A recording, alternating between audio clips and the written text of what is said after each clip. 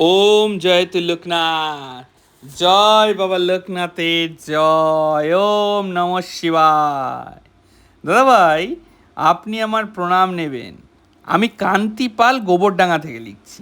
আচ্ছা, বয়সে আমি আপনার থেকে অনেক বড় হলেও ভক্তিমার্গে আপনি যে অনেক ওপরেই আছেন, আর সেই কারণেই বাবার পরে আপনাকেও আমি আমার সশ্রদ্ধ প্রণাম জানালাম।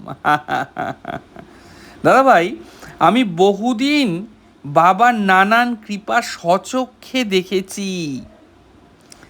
এমন অনেক আমার পরিচিত মানুষ রয়েছেন যারা একদম শূন্য থেকে শুরু করে শুধুমাত্র বাবার ভক্তির জোরেই আজ নিজেদের জীবনকে সফল করে তুলেছেন। এমন একজনের কথাই আজ আপনাদের মাধ্যমে বাবার সকল ভক্তদের মধ্যে ছড়িয়ে দিতে চাই আমি। আমাদের এখানে যে লোকনাথ মন্দির রয়েছে, সেখানেই তার সাথে আমার পরিচয়। ওনার জাগতিক দেহের বয়স বর্তমানে 102-এরও অধিক। তা সত্ত্বেও তিনি যথেষ্ট সবল এবং সম্পূর্ণরূপে সুস্থ। তার কথাবার্তা, শরীর স্বাস্থ্য দেখে কোনো মতেই বোঝার উপায় নেই যে তার দেহের বর্তমান বয়স 102। তিনি বাবা লোকনাথের একজন পরম ভক্ত। সংসারী মানুষ হলেও তার মতো সন্ন্যাসী মানুষের বর্তমান যুগে দর্শন পাওয়া সত্যি বড়ই দুর্লভ। তিনি বলেছেন, বাবা লোকনাথ হলেন মুক্ত জলধারার ন্যায়। জলের যেমন স্বভাব, যখন যে পাত্রে রাখা যায় তখন সেই পাত্রেরই আকার ধারণ করে, ঠিক তেমনি বাবার কৃপাও সর্বভূতে সকলের মধ্যেই সঞ্চারিত হয়।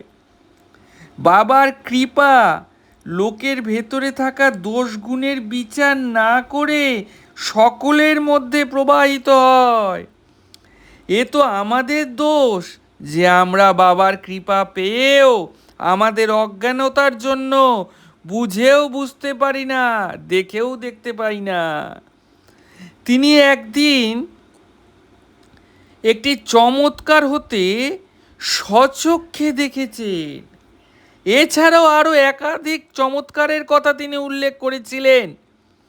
তিনি দেখেছেন বাবার নাম করেই দৃষ্টিহীন দৃষ্টি ফিরে পেয়েছেন।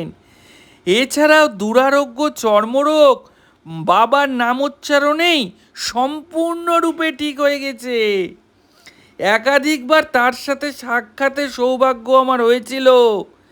তিনিও দাদাভাই আপনার মতোই একটি কথাই বারবার বলেন, সেটা হলো বিশ্বাস, শুধুই বিশ্বাস।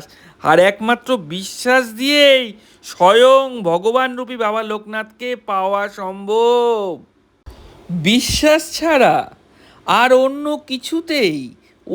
কিছু দিয়েই বাবার অস্তিত্বের উপলব্ধি করা সম্ভবপর নয়। তার কাছে শুনেছি বাবার মন্দির তৈরির আগে এই স্থানেও একটি চমৎকার ঘটেছিল। বর্তমানে যেখানে আমাদের এই মন্দিরটি অবস্থিত, সেখানেই আগে ঝোপ জঙ্গলে পরিপূর্ণ ছিল। সেই ঝোপের মধ্যেই একটি অতি অদ্ভুত ফুল দেখা যেত, যা রাত্রিবেলা জোনাকির মতো জ্বলতো। তখন তো এখনকার মতো চারিদিকে এত আলো ছিল না। সন্ধ্যা নামতেই এই এলাকা পুরো অন্ধকারে ডুবে যেত, আর তখনই এই ফুলটি দেখা যেত। প্রচুর মানুষ এই ফুলের কথা শুনে দূর দূরান্ত থেকে দেখতে আসতেন।